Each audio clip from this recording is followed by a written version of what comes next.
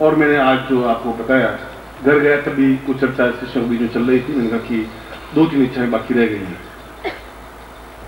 एक इच्छा तो ये रही है कि मैं अपनी पूरी जीवनी लिखूं, और 2 साल से मंथन कर रहा हूं कि सारी जो कुछ शैतानियां या नखड़पन या अच्छाई 2 टूक साफ साफ एक बार लिख दूं ऐसा, मगर फिर समय नहीं मिल पाता। और दूसरा इच्छा ये रहती है एक बार फिर आपके सामने कायाकल्प करके दिखाऊं। मैं बिल्कुल, मेरा मानस बिल्कुल क्लियर था, मगर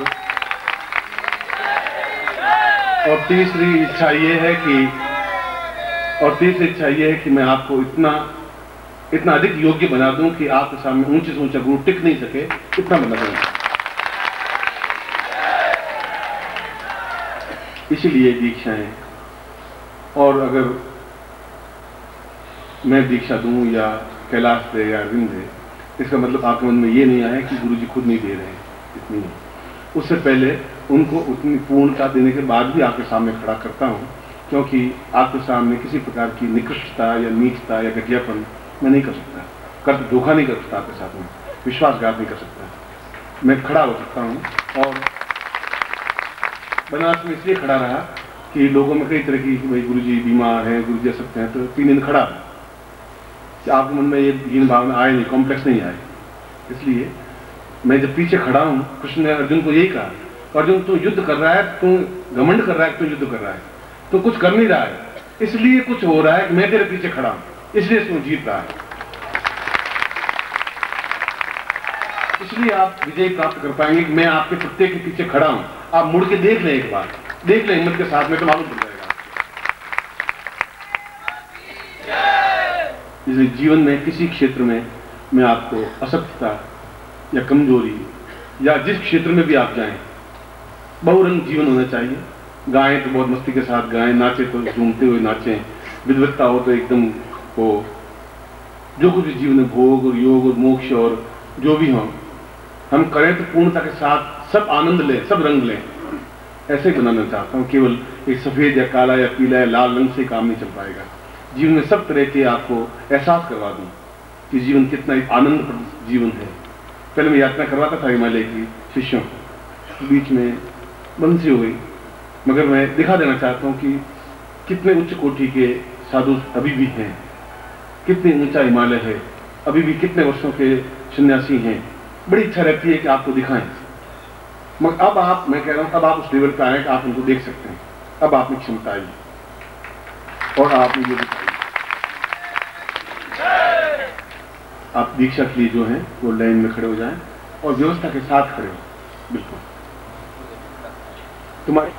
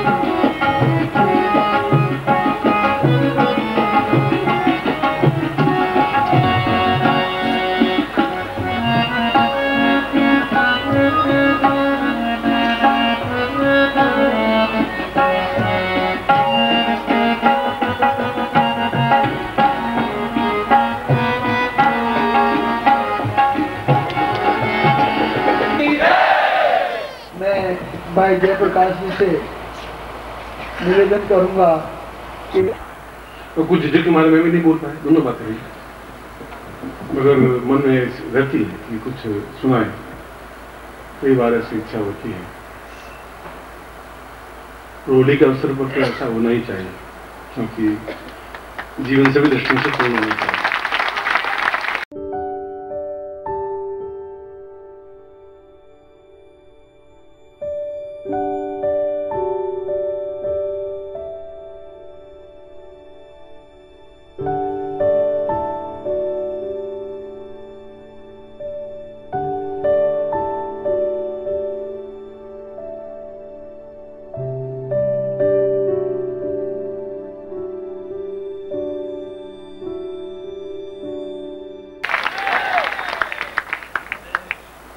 आप मुझे बाध्य करें, हाथ पकड़ के नहीं,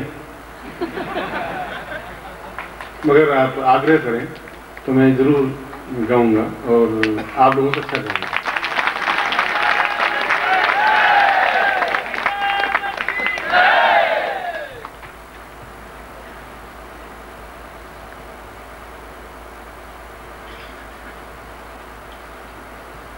कालम यमोयम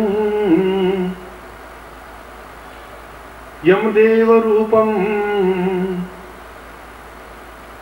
नरत्वसेयं भवतां मदैवी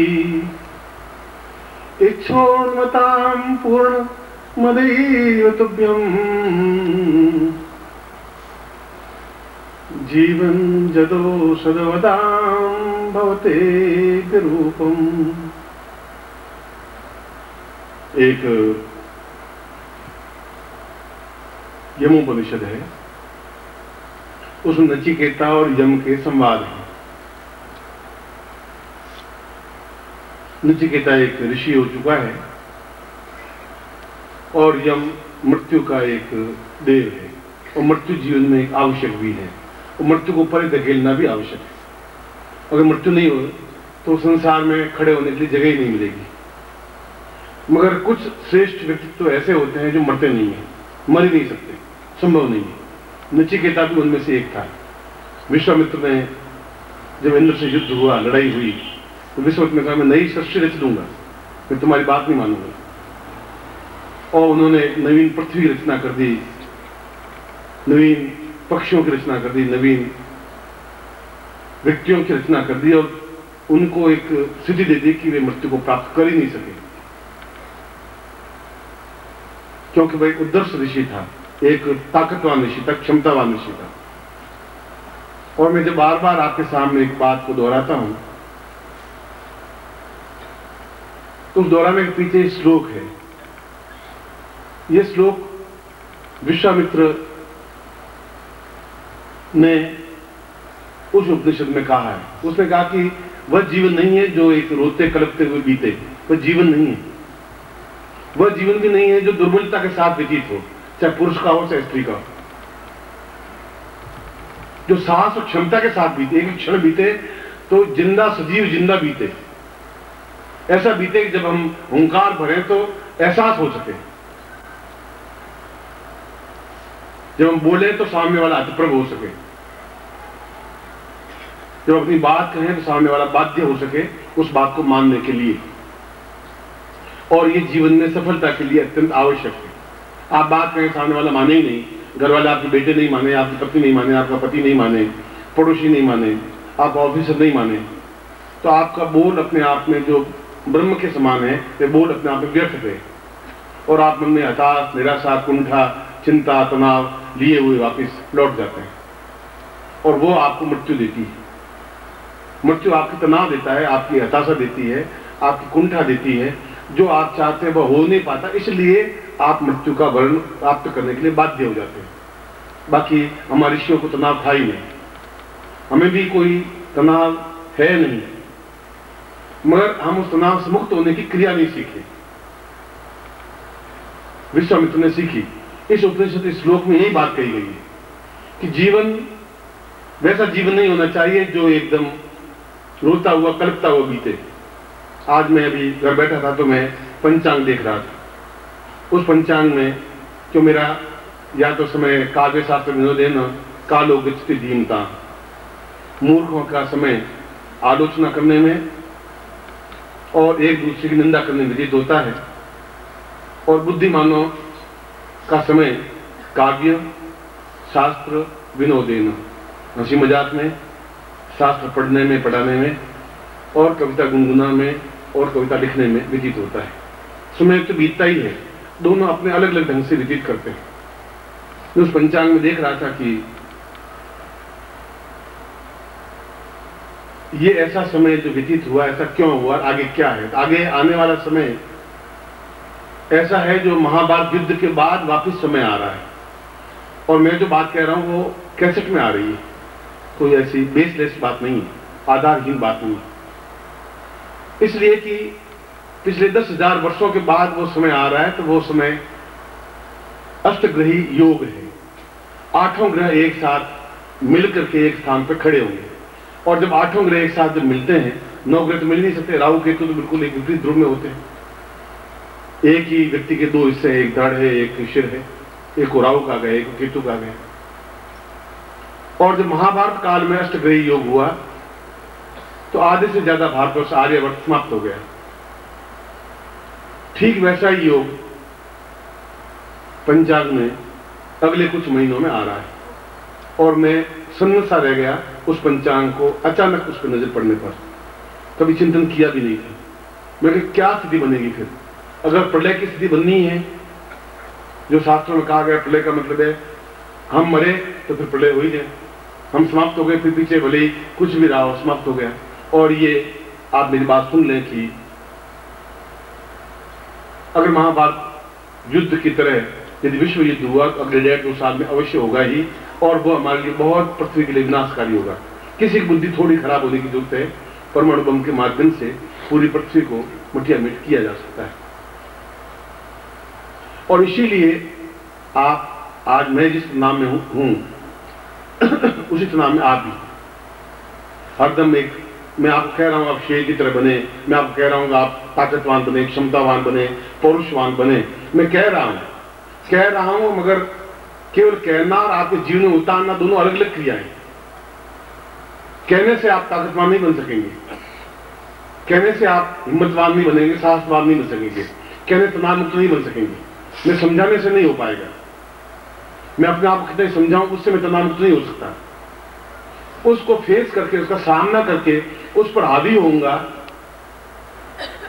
तब मैं तनाव से मुक्त हो पाऊंगा, तब मैं एकदम काल बन पाऊंगा, तब मैं एक पौरुषवान बन पाऊंगा, तब मैं क्षमतावान बन पाऊंगा। तो कृष्ण महाभारत में ओंकार करते हुए कहते हैं, दुर्योधन आ ललकार रहा हूं, ताकत है मेरे सामने आ, छुपकर मत खड़ा हो, मैं अकेला ही बहुत तुम्हारे लिए, तुम्हारे पूरे कौरवों के लिए बहुत हूं। जब वो ओंकार भरते हैं तो कौरव हतप्रभ हो जाते हैं, हाथ में तीर धनुष छूट जाते हैं उनके हाथ से। क्या है वो ओंकार कहां से आई उनमें? क्योंकि वो उस यम पर अपने आप में पूर्ण हावी थे।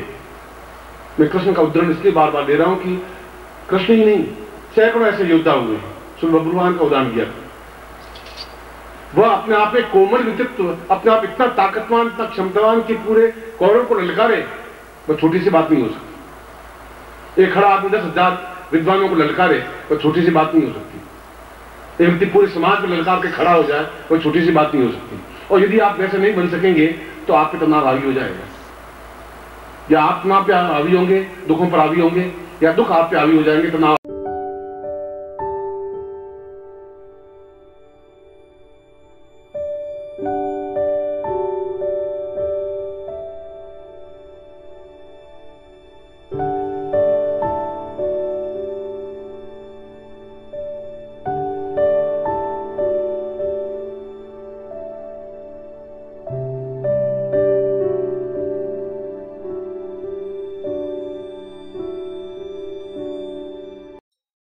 ओम परम तत्वाय नारायणाय गुरुभ्यो नमः।